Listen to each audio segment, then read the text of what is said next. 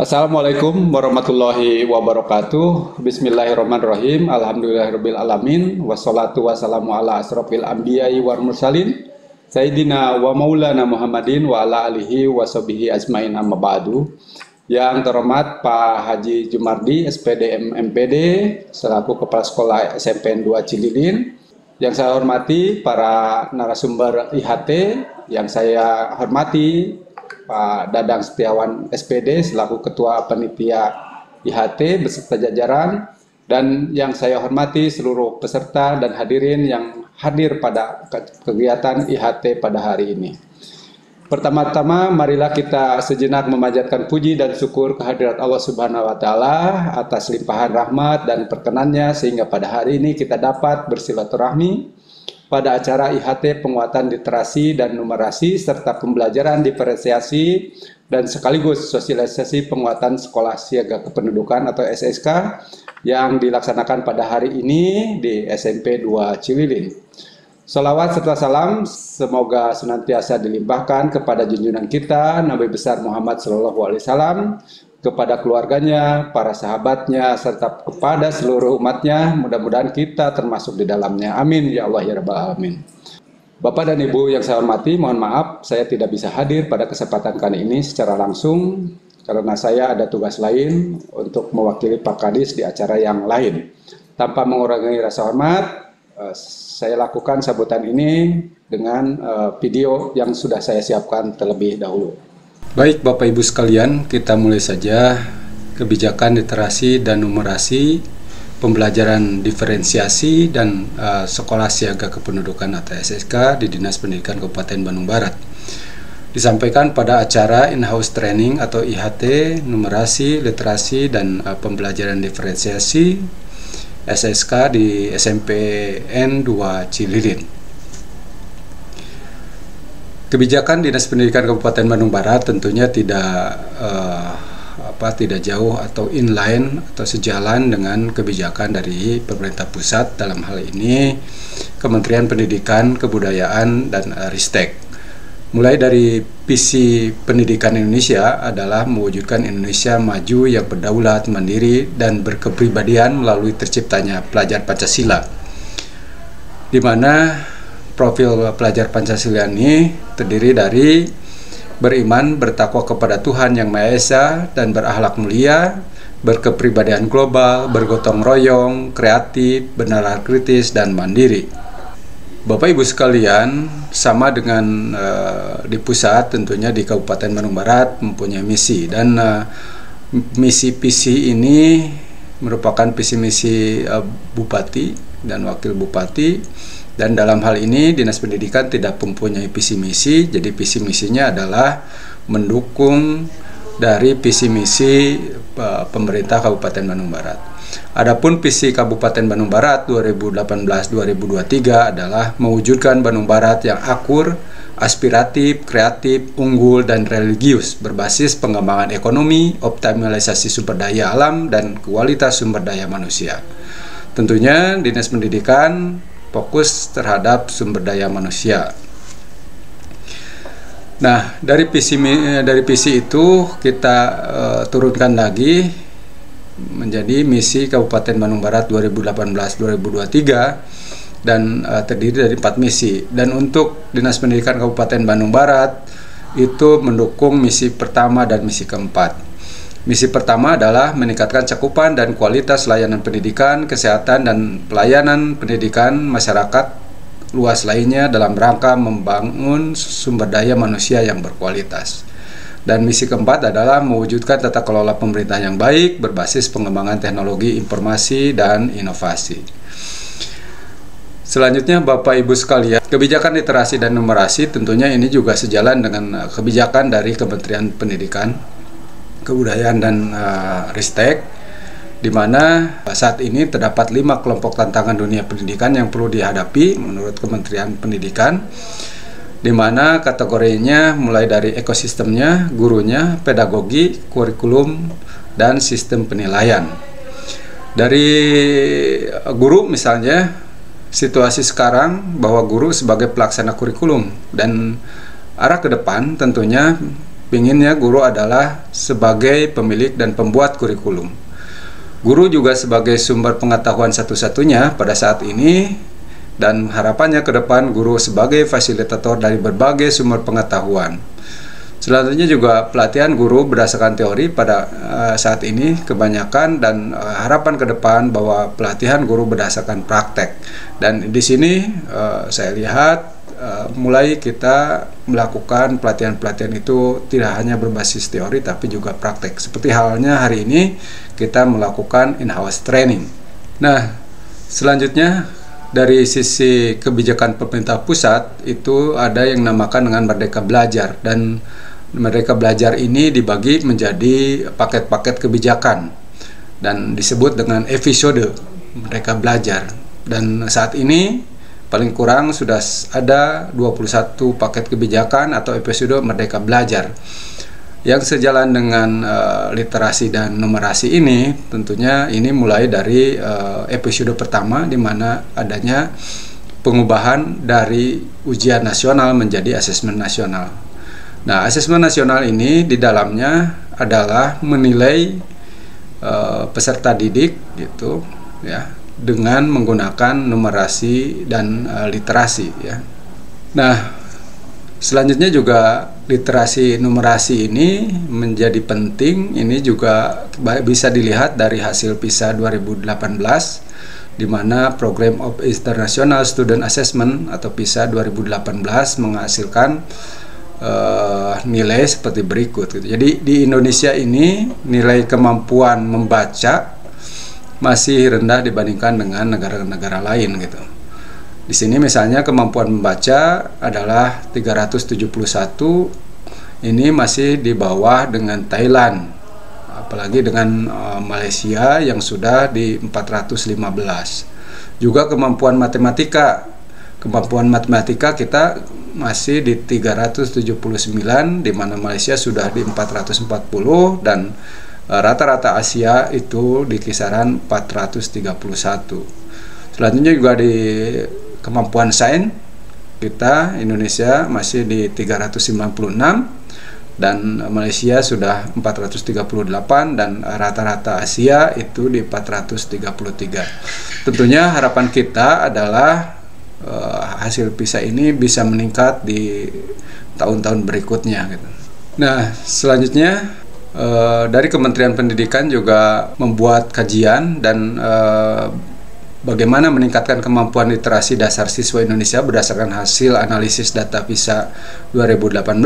Pertama adalah berdasarkan analisis data PISA 2018 terdapat 3 variabel penting yang berpengaruh terhadap kemampuan literasi dan dasar siswa, yaitu rasa senang membaca siswa, strategi metakognisi membaca, dan iklim kedisiplinan siswa.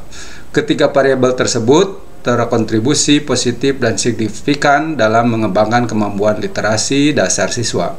Siswa yang senang membaca memperoleh strategi metakognisi membaca dari guru dengan tepat, dan belajar dengan lingkungan kelas yang disiplin cenderung memiliki skor PISA yang lebih baik. Kedua, praktek pengajaran guru juga diketahui mempengaruhi rasa senang membaca siswa. Hal ini dapat meningkatkan kemampuan literasi siswa. Praktek pengajaran yang dimaksud meliputi rasa senang ketika guru mengajar, stimulasi membaca, pemberian umpan balik efektif, dukungan guru, pembelajaran terarah, dan adaptasi dalam pembelajaran. Dari hal ini juga bisa dilihat bahwa guru mempunyai peranan penting terhadap kemampuan literasi siswa. Jadi kalau misalnya gurunya baik, mempunyai kompetensi, tentunya kemampuan literasi siswa akan semakin meningkat. Nah, sehingga Kementerian Pendidikan juga merekomendasikan peningkatan kemampuan literasi dasar siswa Indonesia berdasarkan analisis data PISA 2018 tadi, yaitu pertama, ya kita juga harus dilaksanakan di Bandung Barat, yaitu menggalakkan aktivitas literasi siswa. Jadi program Gerakan Literasi Sekolah atau GLS terbukti dapat meningkatkan aktivitas literasi dan menumbuhkan kegemaran membaca siswa.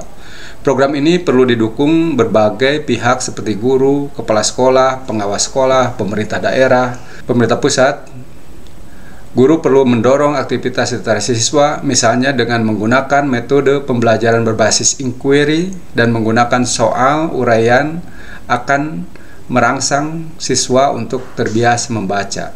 Kepala sekolah berperan menyediakan akses infrastruktur serta kebijakan dalam mendukung GLS, seperti kegiatan 15 menit membaca, kecukupan buku bacaan di perpustakaan, serta penyediaan pojok baca di dalam kelas. Upaya ini dapat didukung oleh pengawas sekolah dan juga dinas yang dapat lebih berfokus pada peningkatan kompetensi siswa dalam berliterasi, baik itu pelatihan, perlombaan, bantuan sarana prasarana. Upaya ini secara formal perlu didukung oleh kebijakan pemerintah pusat. Dana BOS untuk pengembangan perpustakaan sebetulnya telah diperluas, tetapi prakteknya untuk memperkaya koleksi buku bacaan di sekolah perlu digalakkan.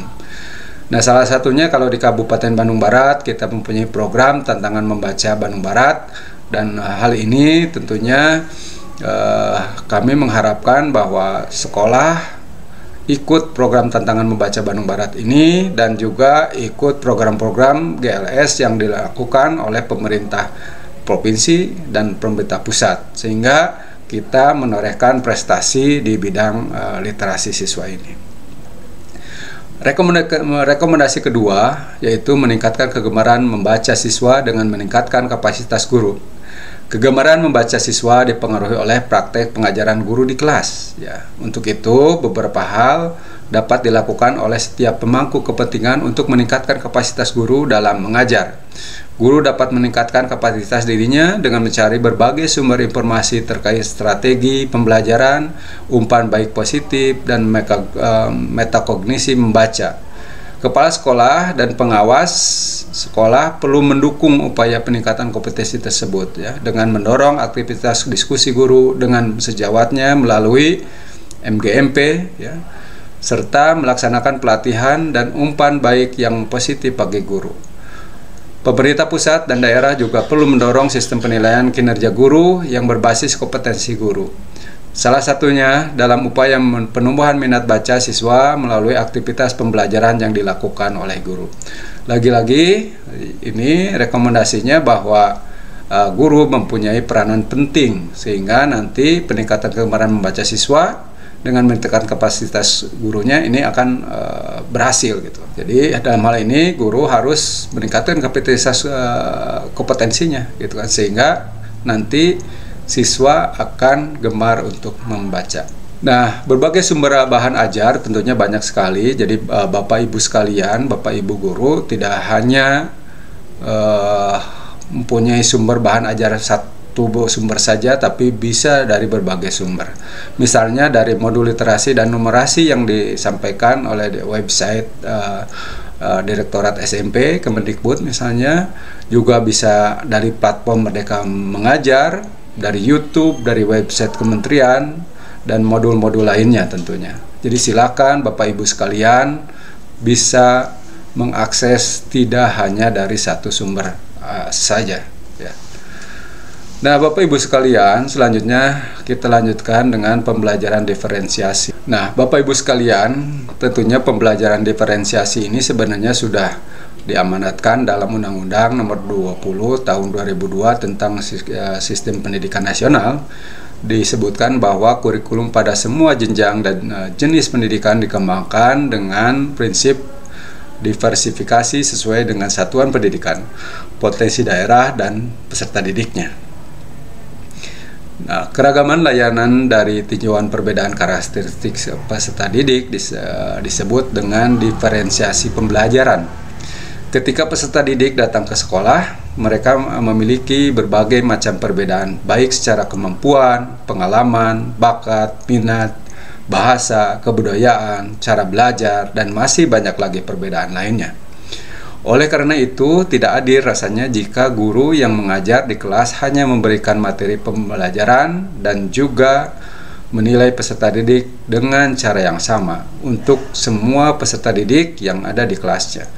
Guru perlu memperhatikan perbedaan para peserta didik dan memberikan layanan yang sesuai dengan kebutuhan peserta didiknya.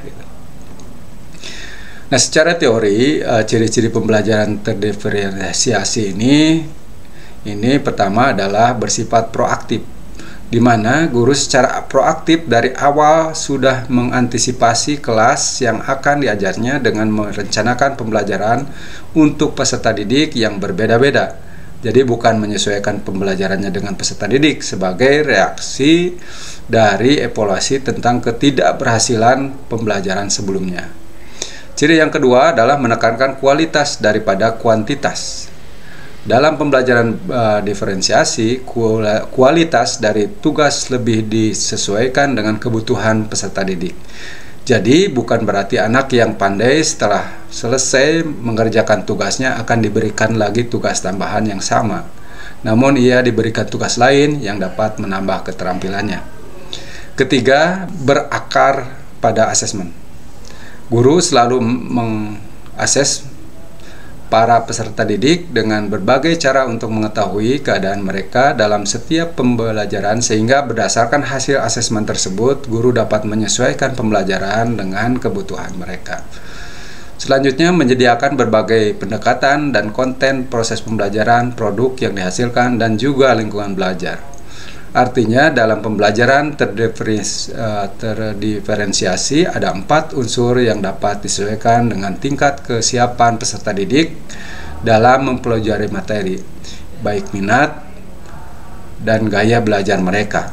Keempat unsur yang disesuaikan adalah konten, apa yang dipelajari, proses bagaimana mempelajarinya, produk apa yang dihasilkannya setelah mempelajarinya, dan lingkungan belajar bagaimana iklim belajarnya.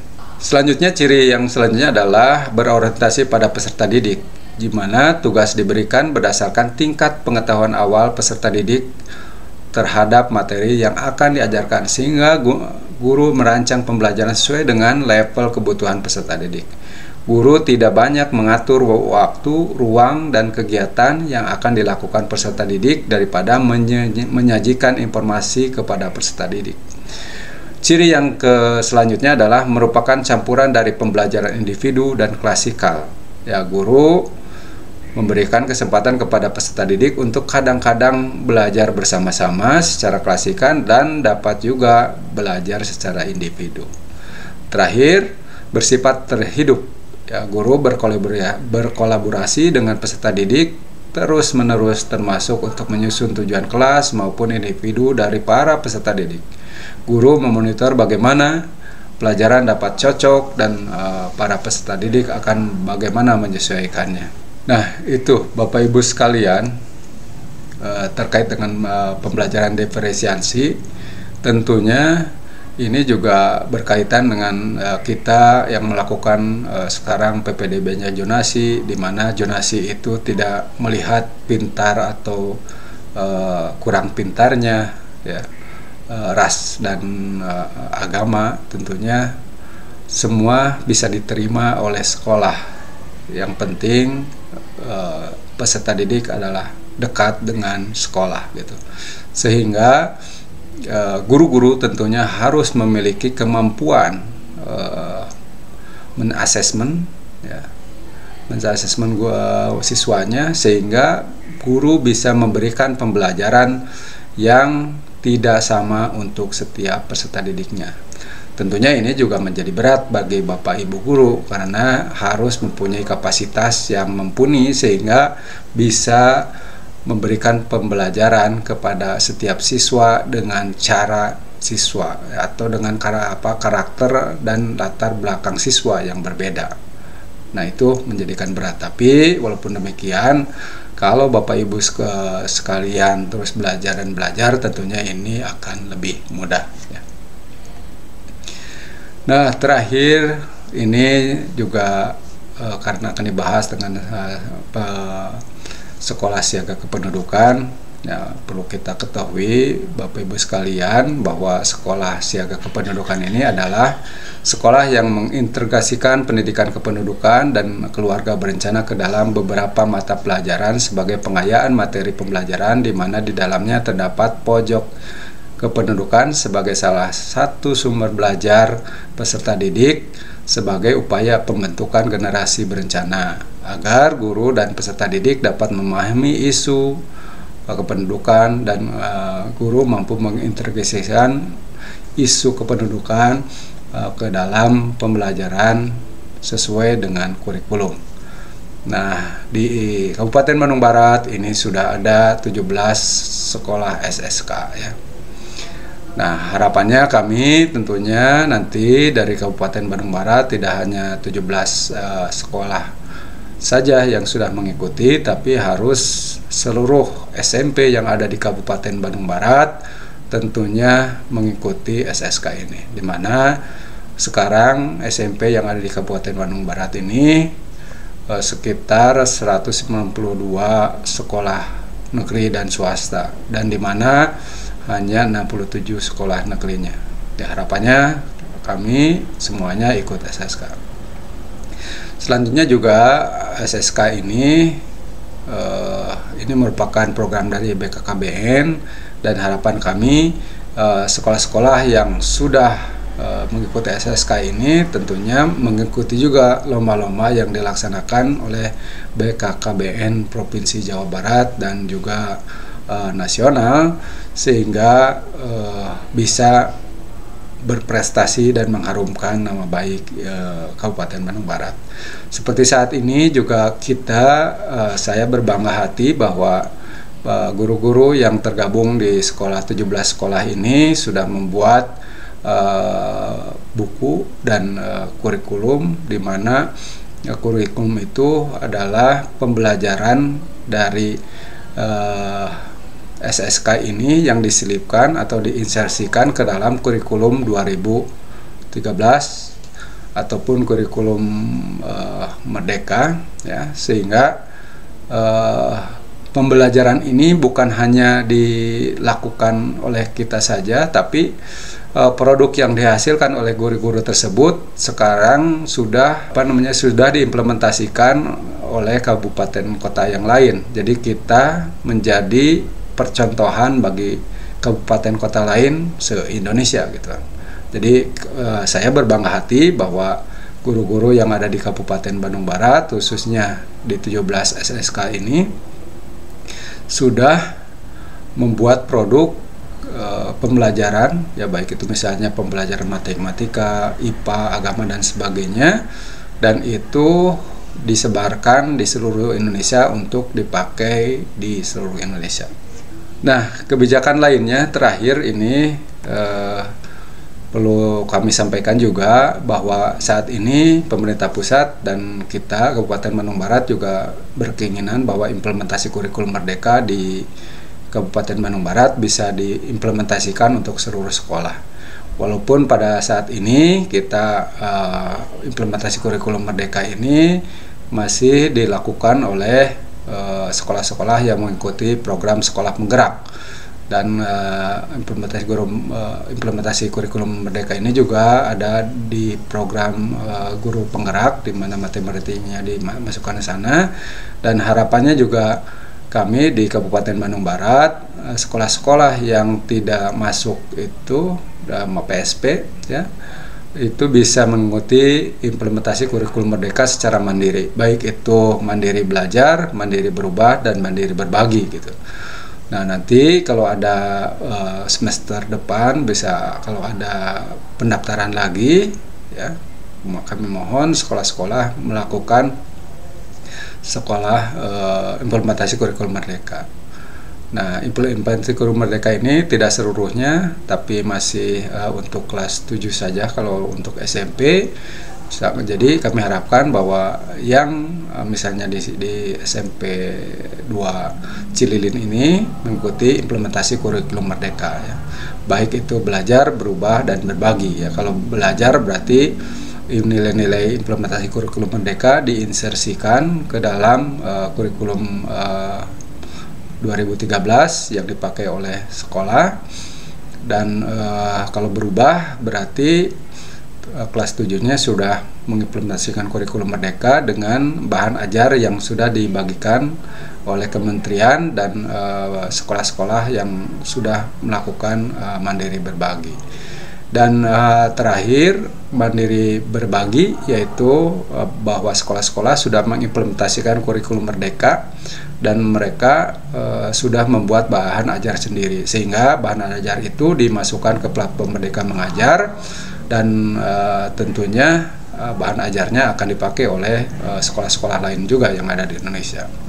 Kedua, terkait dengan platform Merdeka Mengajar, jadi kami juga harapkan bahwa seluruh guru-guru sudah bisa, kepala sekolah dan guru bisa mengakses platform Merdeka Mengajar, di mana Merdeka Mengajar ini, platform Merdeka Belajar ini harus mempunyai akun Belajar ID. Jadi mulainya dipastikan bahwa guru-guru sudah mempunyai akun Belajar ID-nya dan bisa masuk ke platform Merdeka Mengajar, di mana nanti Bapak Ibu sekalian bisa melakukan mengajar, belajar, dan berbagi gitu. Di mana kalau mengajar tentunya Bapak Ibu sekalian dengan siswa juga bisa mengajar, juga belajar dari sharing dari Bapak Ibu guru yang lain ada yang di kabupaten kota lain, dan berbagi tentunya Bapak Ibu sekalian tadi kalau sudah mempunyai bahan ajar sendiri, bahan ajarnya itu diuploadkan di platform Merdeka Mengajar sehingga nanti akan menjadi berbagi kepada guru yang lain. Nah, terakhir terkait dengan kebijakan lainnya, sekarang ini akan mempersiapkan asesmen nasional. Jadi kami harapkan kesiapan sekolah-sekolah untuk melakukan asesmen nasional. Tentunya nanti bisa dilihat apakah bisa melakukan asesmen nasional itu secara online atau semi online ataupun offline. Saya harapkan sih dari dari tahun-tahun kemarin saya lihat bahwa asesmen nasional lebih baik menggunakan metode secara semi online, dimana kalau online itu akan terjadi hambatan, nge-lag, akan hang gitu karena server kementerian itu diakses oleh seluruh Indonesia dan sehingga mengganggu proses asesmen nasional. Tapi kalau dari sisi online, semi online ini servernya kita buatkan, kita siapkan di setiap sekolah, dan sekolah itu minimal mempunyai 15 komputer yang mengakses server lokal tersebut. Nanti setelah asesmen selesai, baru hasilnya akan diuploadkan ke server yang ada di kementerian. Nah, ini yang lebih rasional kemarin dilakukan dan tidak terlalu banyak masalah yang didapatkan. Dan terakhir terkait asesmen nasional juga kemarin juga kita sudah melakukan survei lingkungan belajar Suninjar ya, di mana survei ini dilakukan oleh kementerian, dan harapan kami bahwa semua guru yang ada di Kabupaten Bandung Barat khususnya di SMP 2 Cililin ini sudah melakukan survei lingkungan belajar ini. Jadi untuk guru-guru yang masih aktif silakan untuk melakukan survei lingkungan belajar. Mungkin itu saja yang dapat saya sampaikan, Bapak Ibu sekalian. Mohon maaf bila ada kekurangan. Tentunya kekurangan itu mutlak dari saya, dan hal-hal yang baik itu mutlak dari Allah Subhanahu wa Ta'ala. Itu saja yang dapat saya sampaikan. Mohon maaf bila ada kekurangan, dan saya harapkan Bapak Ibu sekalian mengikuti IHT ini dengan baik dan dengan sungguh-sungguh, sehingga ilmu yang akan didapatkan tentunya akan bisa diimplementasikan di SMP 2 Cililin ini gitu. Dan harapan kami bukan hanya untuk 2 Cililin saja, tapi kalau bisa juga untuk sekolah-sekolah lain di sekitarnya. Itu saja yang dapat saya sampaikan. Mohon maaf bila ada kekurangan. Saya tutup dengan wassalamualaikum warahmatullahi wabarakatuh.